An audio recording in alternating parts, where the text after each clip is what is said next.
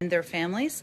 The tour will make clear that help is here and that we're on the path towards crushing the virus and rebuilding our economy. A number of these pieces you know, but just to add a few more details. So tomorrow, the president will travel to Delaware County, Pennsylvania, to highlight how the rescue plan invests in small businesses, a key component of the package, including minority-owned businesses, so they can rehire and retain workers while keeping them safe. The vice president and second gentleman will be in Denver, also meeting with small business owners. So that will be a big piece we're highlighting tomorrow.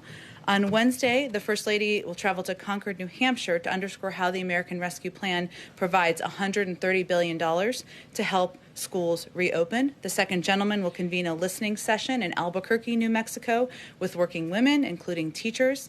And Education Secretary Cardona will do a remote local media tour to talk about school reopenings. And I think you can see what the theme is of that day. On Thursday, the administration will showcase how the American Rescue Plan provides emergency aid to cover back rent, help homeowners catch up on their payments, and provide funding for families recovering from homelessness.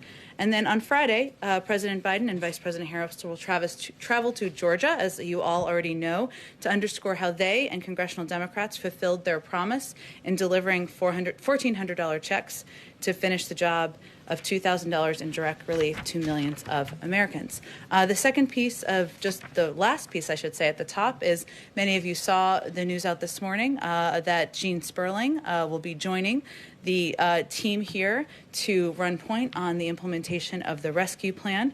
I've known him for a long time, worked with him previously, but to give you a few highlights, Jen has spent more than a decade at the highest level of government, including a senior Treasury official and as the only person to serve as NEC director twice. As we've talked about a bit in here, there are a number of economic officials who will be playing roles in implementation, so he has especially an interesting and relevant background in helping pull all those levers. Jen was also played a key role in helping steer Detroit out of bankruptcy and on the path to renewal, and he quarterbacked support for small businesses and economic assistance for unemployed Americans. He will work with the heads of White House policy councils and key leaders at federal agencies so we can get funds out the door quickly, maximize its impact, accelerate the work that the administration is doing to crush COVID and rescue our economy. And as I've noted in here before, the president felt it was important to have a point person who could, of course, pull all of these levers. With that, go ahead, Zeke. Thanks, Jen. Millions of Americans started to receive direct deposit checks over the weekend. Has the president given any thought to how he wants Americans to use that money? Does he particularly want them to spend it to stimulate the economy? Well, it's a great question. I think that the president believes that this relief will help Americans get through this difficult period of time, and they will use it for different means.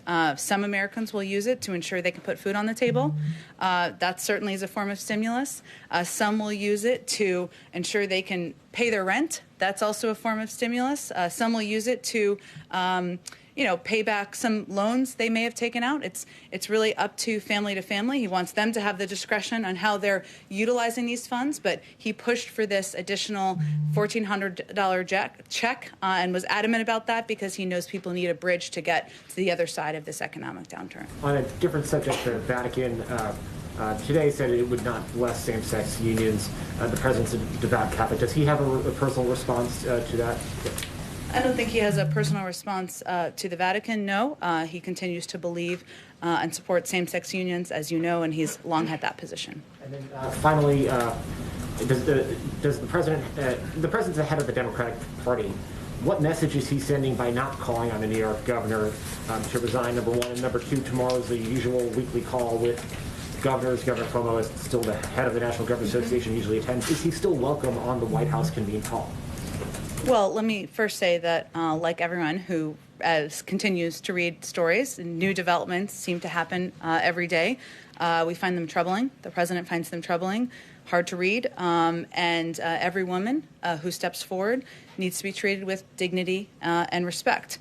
The New York Attorney General is pursuing, of course, an independent investigation against Governor Cuomo, and that is appropriate. And the president believes that's appropriate, as does the vice president. The investigation needs to be both quick and thorough, consistent with how serious these allegations are. And of course, our objective, though, here continues to be to get the COVID pandemic under control. And we don't want the people of New York or any state to be impacted negatively. We will continue to work with a range of governors, including Governor Cuomo, who I would expect would join the call tomorrow. We'll leave that up to him. But in order to continue to coordinate on getting the pandemic under control and economic assistance out the door. Go ahead. Oh, we'll go to you, Steve, next. So go ahead. Thanks. Just two quick ones. Jen, given how fast-moving the situation has been, does the president believe that his administration has a handle on what's happening on the southern border right now? We certainly do. And let me just give you a bit of an update on a couple of the steps that we're taking. First, let me say that, like COVID, obviously a different issue, but we recognize this is a big problem. The last administration left us a dismantled and unworkable system. And like any other problem, we are going to do everything we can to solve it. So our focus here is on solutions. Let me just walk you through a couple of the steps. And we've done this a little bit, but there's always, of course, developments on considerations that are underway. First, we've updated, or we have not, but CDC has updated guidelines to return to full capacity. This will help expand capacity to move children more quickly out of CBP facilities. That's an important step. The implementation of that is, of course, ongoing.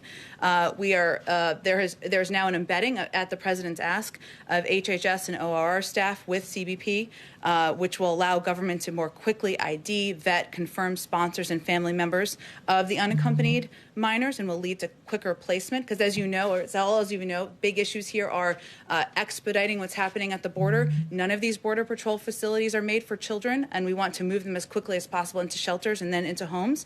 FEMA, this was an announcement over the weekend, is now providing support at the border, adding extra capacity to HHS for quick processing to avoid overcrowding.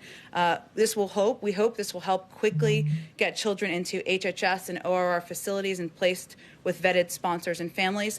The president's very focused on expediting what's happening at the border at every step in the process. And then this happened on Friday, but it didn't receive there was a lot going on. So I just wanted to highlight, we rescinded the 2018 MOU between DHS and HHS, which we believe will encourage families and sponsors to come forward without fear of additional immigration enforcement. And we've seen this as an issue where family members or even sponsor families are worried that this will mean they will be tracked, and this rescinds that. We're also looking for additional facilities, and this remains a focus. So we recognize this is a problem. We're focused on addressing it. That's just 5 steps we're taking, and we're continuing to evaluate what additional steps can be taken to address the situation at the border. Just one more real quick. For the $130 billion in education funding, one of the big issues with past pots of ed funding is it will be obligated, but getting it spent takes time. Will that be part of Gene's mandate, ensuring the money is not just obligated, but it actually goes out the door to make the fixes that these schools need to actually get students back into place? He'll absolutely be coordinating with the Secretary of Education, Secretary Cardona, who's going to be holding an education summit soon. I believe it might be next week. I'm not sure if they've announced it yet, so hopefully I'm not getting ahead of them. And part of that is working with schools and school districts on identifying best practices and sharing them, figuring out how to ensure that the schools who need funding get the funding. There will be a requirement that schools who get funding have to do a report within 30 days of how they will reopen their schools. So a big part of the implementation, of course, it will be led by the Department of Education, but that is a pivotal part of the rescue plan and one the Americans strongly support, and certainly Gene would have a role in coordinating that. Go ahead. Jen, is Mexico doing enough to stem the flow of migrants across the territory? Across the territory from South America into Mexico? I think we work extremely closely with the country of Mexico on addressing what is a challenge for us and certainly a challenge for them. There's always more that can be done, Steve, and I think part of our engagement is having those diplomatic conversations and having discussions about what more can be done at all the borders. And separately, on North Korea, have you reached out to them to try to engage in dialogue, and have they responded in any way? I know there were some reports over the weekend on exactly that, and so I can confirm that we have reached out. We obviously have a number of channels, as we always have had, that we can reach out through.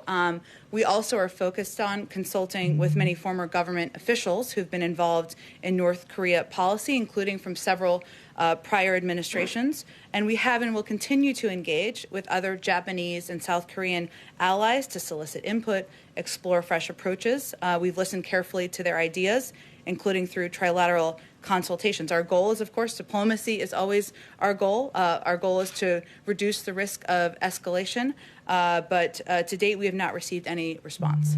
Are you surprised by that they haven't responded? Well, Steve, as you know, because you follow this issue closely, and I know and have covered past administration, this follows over a year without active dialogue with North Korea, despite multiple attempts by the U.S. to engage. So diplomacy continues to remain our first priority. We have,